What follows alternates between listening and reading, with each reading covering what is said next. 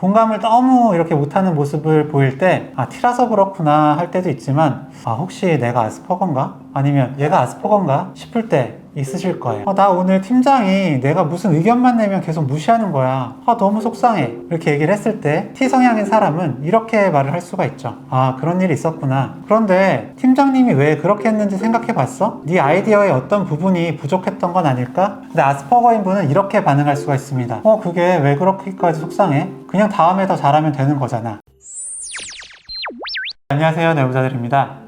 지난번 영상에서 경계선 지능과 아스퍼거 증후군에 대해서 말씀을 드렸는데, 그 영상을 보시고 아스퍼거 증후군을 가진 가족을 이해하게 되었다 라는 댓글이 있었어요. 이런 댓글이었는데요. 남편이 아스퍼거 증후군이에요. 몰랐을 땐 너무 갑갑해서 죽을 것 같았는데 알고 나니 이해됩니다. 아는 것이 정말 중요하네요 라는 내용이었습니다. 그만큼 참 아는 게 중요합니다. 알고 있으면 도움을 줄 수도 있고요, 당사자도 가족들도 건강한 삶을 영위할 수 있기 때문이죠. 아스퍼거 증후군의 경우에 성인이 되고 나서야 알게 됐다라는 이야기를 종종 진료실에서 듣습니다. 보통 이런 신경 발달 장애는 선천적인 장애이기 때문에 어린 시절에 발병을 하는데요. 이런 아스퍼거 증후군은 일반적인 자폐 스펙트럼 장애와는 달리 언어나 지적 발달의 지연은 나타나지 않기 때문에 발달 장애로 인식되지 못하고 성인이 되는 경우가 생길 수 있습니다. 오늘은 결정을 내릴 때 논리와 객관적인 판단을 중요하게 생각하는 심리적 특성인 MBTI의 T 성향과 그리고 헷갈릴 수 있는 아스퍼거의 공통점과 차이점을 보면서 아스퍼거와 자폐에 대해서 더 잘 이해하실 수 있도록 말씀을 드려보겠습니다. 우리가 공감을 너무 이렇게 못하는 모습을 보일 때 T라서 그렇구나 할 때도 있지만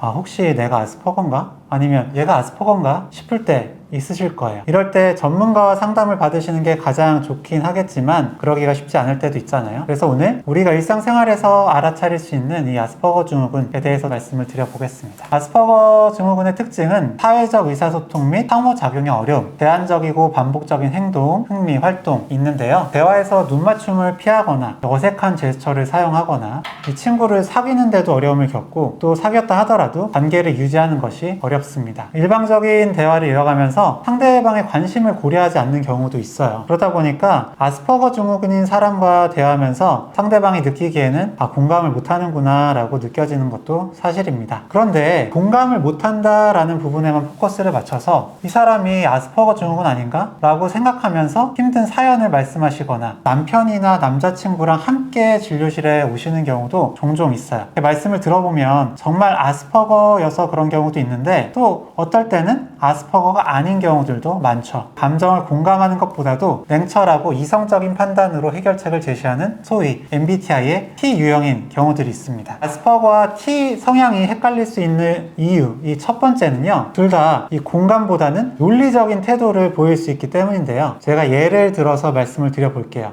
나 오늘 팀장이 내가 무슨 의견만 내면 계속 무시하는 거야. 너무 속상해. 이렇게 얘기를 했을 때 T 성향인 사람은 이렇게 말을 할 수가 있죠.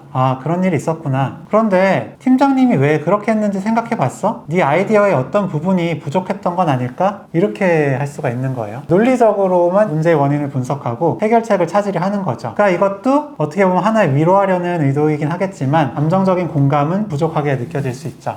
근데 아스퍼거인 분은 이렇게 반응할 수가 있습니다. 그게 왜 그렇게까지 속상해? 그냥 다음에 더 잘하면 되는 거잖아. 이런 식으로요. 그러니까 감정의 맥락 자체를 이해하지 못해서 이 위로의 필요성조차 느끼지 못하거나 이 상황 자체를 작게 사소하게 바라볼 수가 있는 겁니다. 그러니까 듣는 사람 입장에서는 둘 다 공감이 부족하다 느낄 수 있고, 안 그래도 회사에서 무시받은 것 같은 마음에 힘든데 어때요? 또다시 무시받는 것 같아서 더 괴로울 수가 있겠죠. 그런데 아스퍼거의 경우에는 이 감정의 맥락이 이해가 되지 않고 공감 자체가 좀 더 안 된다는 그런 차이가 있습니다. 그리고 T성향과 아스퍼거가 헷갈릴 수 있는 이유 이 두 번째는요, 특정 관심사에 몰입할 수 있는 이런 점 때문이에요. T성향이나 아스퍼거에서 모두 특정 관심사에 몰두하는 모습을 보일 수 있습니다. 예를 들어서 이 대중교통에 관심이 많아서 대중교통을 주제로 이야기를 하는 걸 말씀을 드려볼게요. T성향은 이렇게 이야기를 합니다. 최근에 우리 동네 마을버스 노선 바뀐 거 들었어? 이 노선이 이런 점에선 효율적으로 설계된 것 같긴 한데 이 배차 간격이 좀 아쉽네. 너 어떻게 생각해? 이런 식으로 본인이 생각하는 부분에 대해서 이야기를 하는데 상대방의 의견을 묻기도 하고 유연성을 보이죠. 근데 아스퍼거이신 분들은 이렇게 이야기하는 경향이 있습니다. 이번 마을버스 노선 알지? 내가 어제 시간표랑 정류장표 순서를 다 외웠어. 이 노선은 2012년도에 처음 시작됐는데 그때부터 지금까지 배차 간격이 이렇게 변화했어. 처음에는 기점이 여기였고 종점이 여기였는데 2년 뒤에는 이렇게 바뀌었고 하면서 대화가 상대방의 소통이 아니라 내가 알고 있는 정보에 나열해 줬습니다. 이게 T 성향인 사람들은 논리적이고 효율적인 사고를 하는 경향이 있잖아요. 그래서 특정 관심사에 이렇게 몰두를 할 때 체계적이고요. 또 정보를 정리할 때 깊게 파고드는 경향이 있어요. 아스퍼거 역시 특정 관심사에 몰두를 하는데 그 이유가 조금 다릅니다.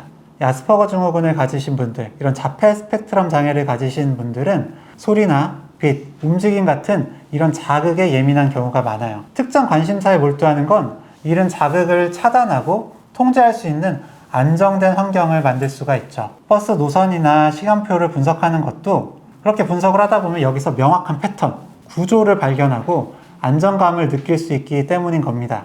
또 이런 분들은 예측 불가능한 상황이나 사회적 관계에서 받는 스트레스도 훨씬 크게 받을 수 있어요.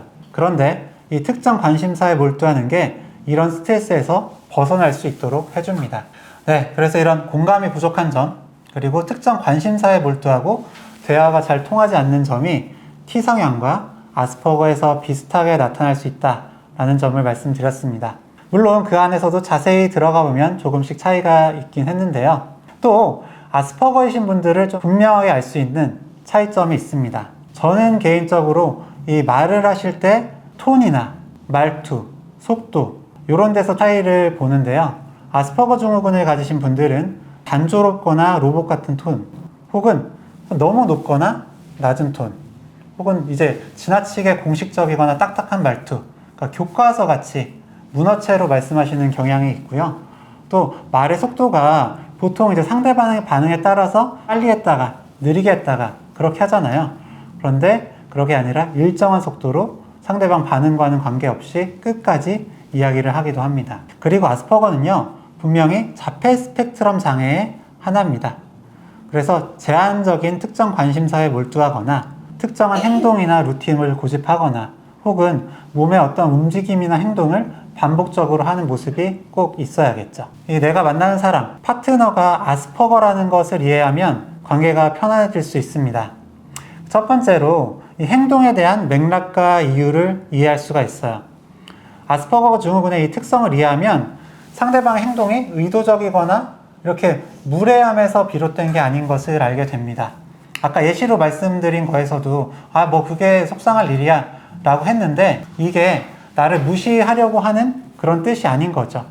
그냥 이런 감정적 공감 표현을 잘 하지 못하거나 사회적 신호를 읽지 못하는 게 신경 발달적인 특성 때문인 겁니다. 이렇게 이해가 생기면 오해나 불필요한 갈등이 줄어들 수가 있습니다. 그리고 이렇게 이해를 하면요, 상대방에 대한 기대치를 조정할 수가 있죠. 나의 파트너에게 무엇을 기대하고 얼마만큼 기대하고 또 어떻게 적응해야 할지를 알 수가 있습니다. 예를 들어서 이 사람한테는 감정적인 위로를 기대하기보다는 어떤 실질적인 지원이나 논리적 접근을 바라야겠구나, 이렇게 생각을 할 수가 있죠. 이렇게 기대치를 조정하면 실망감이나 답답함이 한결 줄어들 수가 있습니다.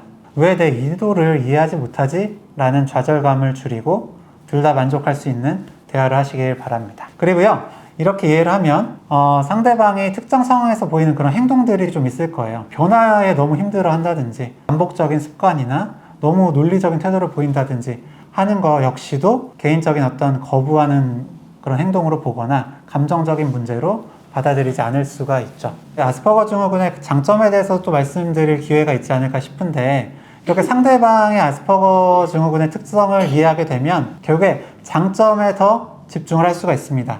아스퍼거 증후군을 가지신 분들은 종종 이제 논리력이 굉장히 잘 발달되어 있거나 집중력, 독창적인 사고, 이런 장점들이 있을 수가 있거든요. 이런 장점을 인정하고 존중하면 관계가 단순히 그냥 문제를 해결하는 게 아니라 서로 장점을 살리고 존중하고 성장하는 걸로 변화할 수가 있습니다.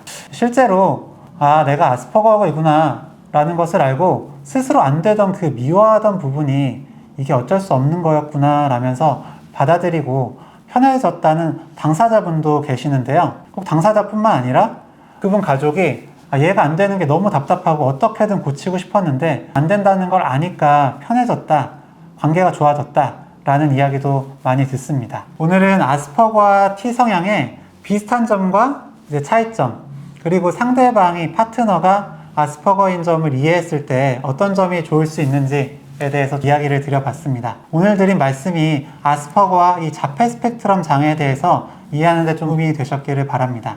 혹시 비슷한 고민이나 경험을 하신 분들이 있으면 댓글로도 많이 남겨주시면 좋을 것 같고요. 저는 다음 시간에 더 유익하고 흥미롭고 재미있는 컨텐츠 들고 다시 인사드리겠습니다. 감사합니다.